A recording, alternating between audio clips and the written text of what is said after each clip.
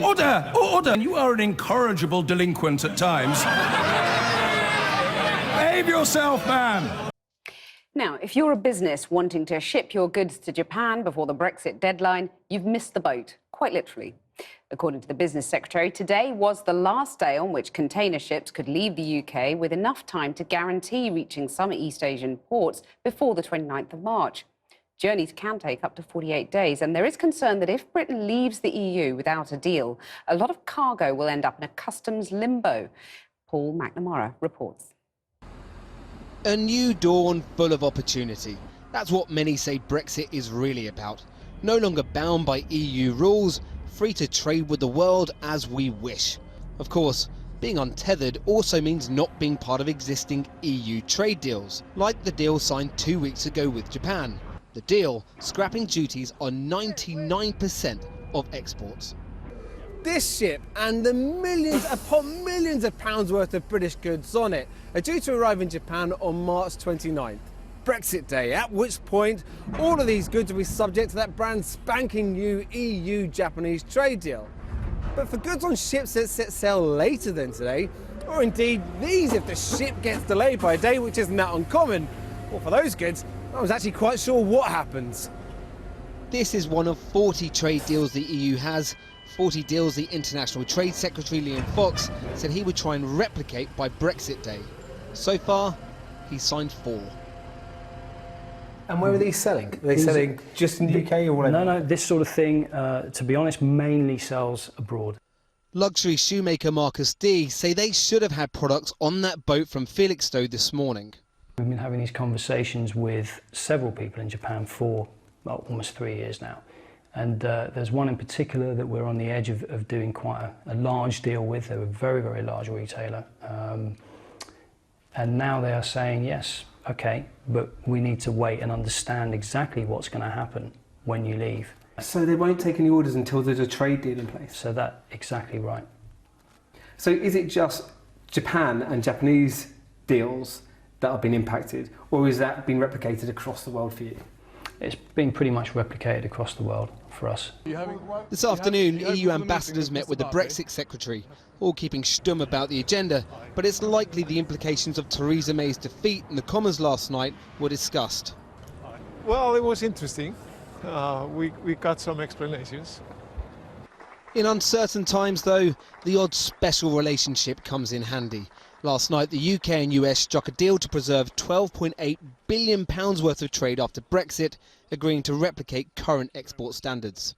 So with the UK, we're continuing our trade, and we are going to actually be increasing it very substantially as time goes by. We expect that the UK will be very, very substantially increased as it relates to trade with the United States. The relationship there also is very good. Good news from the US then, but nowhere near enough, says this small business. The government, though, would say, don't worry, a couple of years' time from now, we're going to have these trade deals all over the world, better trade deals than we could have now. Your business could be doing wonderfully out of this. Yeah, could be doing wonderfully if we survive the next 2 years, because 2 years in business is a long time, and for a small business, it's a really long time.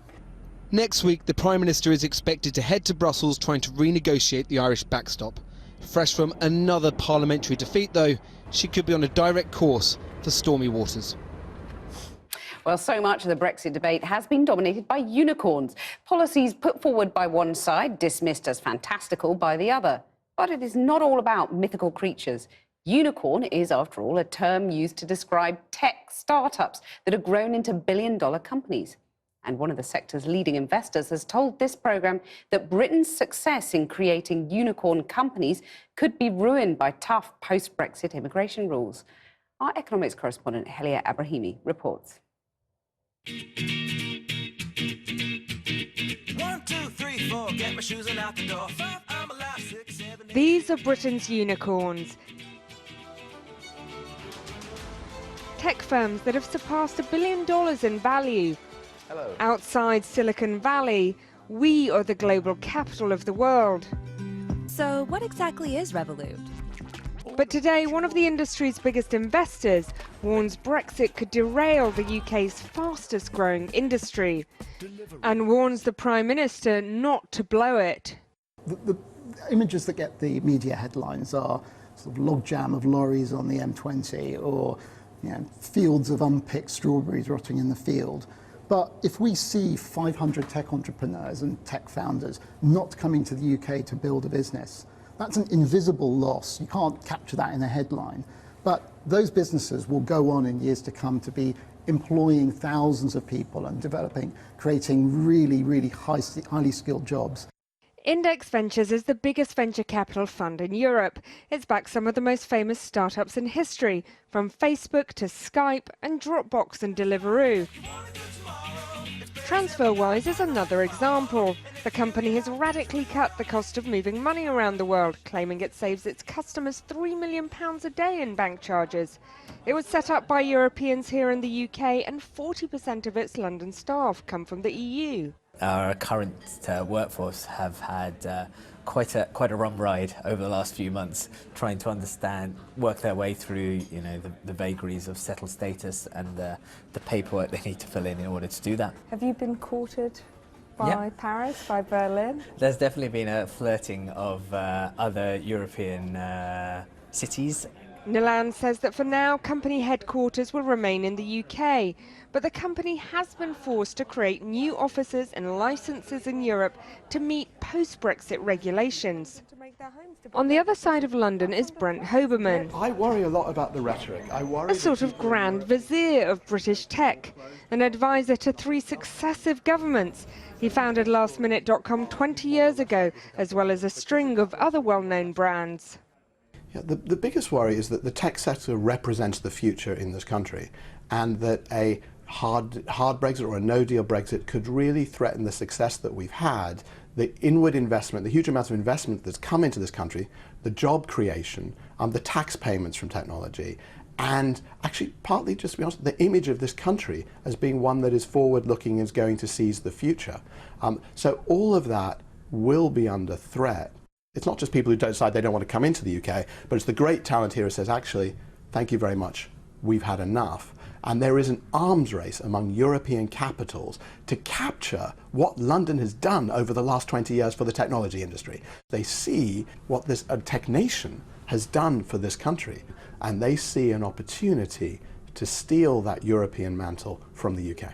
Do you think that maybe some of the backlash that created Brexit is a frustration at the startup culture, the tech culture that is primarily based in London? What more we can do to make sure the benefits of technology success are spread across the country is something that people, I think, across the world are now starting to address. You'd have to be blind now not to sort of think that fairness is right up on the agenda, and it is one of the causes of Brexit. The stresses of Brexit immigration policies could also mean mega funds like Index relocate to Europe, which would be a huge blow to UK companies. The UK receives more than half of the funding that we've placed into European startups. Could that change? Yes, I think that's our nature of our business, and if the talent is to be found elsewhere in Europe, we will shift our investment accordingly.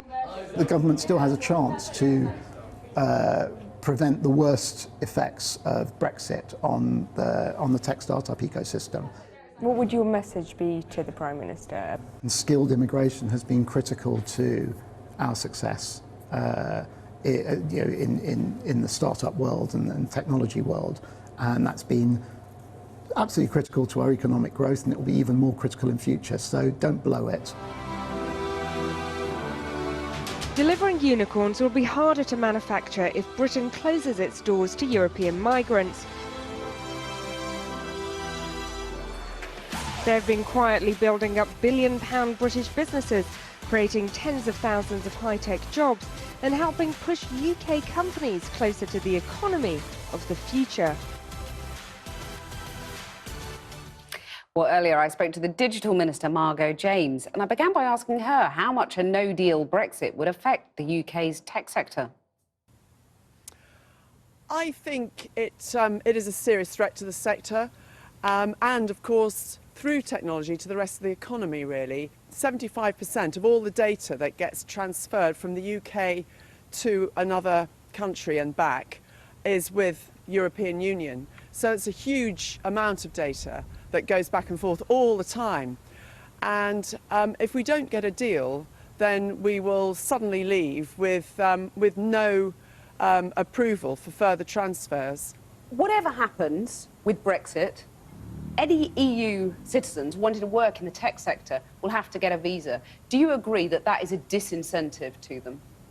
Well, I think what's important is that we make sure that people in the technology sector know that this country is the best place to work in Europe, and we are certainly not going to put any barriers down to people who have the talent that our sector needs. The other side of this coin is the need to develop talent and skills in Britain now. And we've got a huge push to improve people's digital skills and capabilities, both from school age right through people's working lives. Even if you do get a deal, your own advisor, Brent Homeman, says that the success of the sector is under threat from a hard Brexit. So what can you do to reassure him and others in the sector?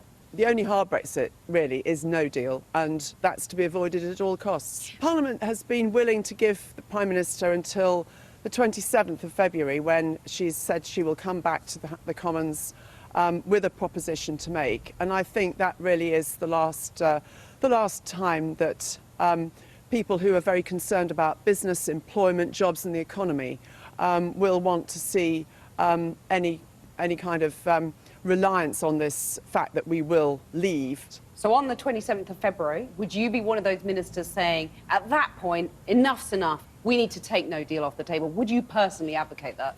Yes, I would, really. I think that that only leaves us a month, which is not long, to get legislation through. But if at that point no deal remains on the table, can you remain in the government? Because a lot of your colleagues are saying they can't. Well, I haven't actually heard many colleagues say that in public. But in I think that those conversations are really best had. Well, we're not in private on your programme, so I think those conversations are really best had in private, and I shall continue supporting the Prime Minister to get that deal through. That's my priority. There's a lot left hanging in that. I mean, I admit that, you know, we're not in private, we're on the programme, but would you share with us, perhaps, it seems to me quite clear that you would not be remaining in the government if no deal was on the table 27th of February? I've already said that I could not be part of a government that allowed this country to leave the European Union without a deal. That much I've said that already, and I stand by that. And are we going to see then an en masse resignation of ministers in that scenario, where the only thing that is left is a no deal on the table? Well, I hope not. Not because I'm worried about the resignations so much as because I'm worried about the country leaving without a deal. Last night we saw hardline Brexiteers led by Jacob Rees-Mogg inflict yet another humiliating defeat on the Prime Minister. Is there room for them and you in the same party? We certainly are poles apart. That is true. I think, I'm not full of trust, really. I was very disappointed that they chose to vote against what was a very reasonable motion last night. You know, they're not voting for the Prime Minister at a critical juncture when she wanted to go to Brussels with the support of Parliament behind her is terrible, really. Margot James, thank you very much.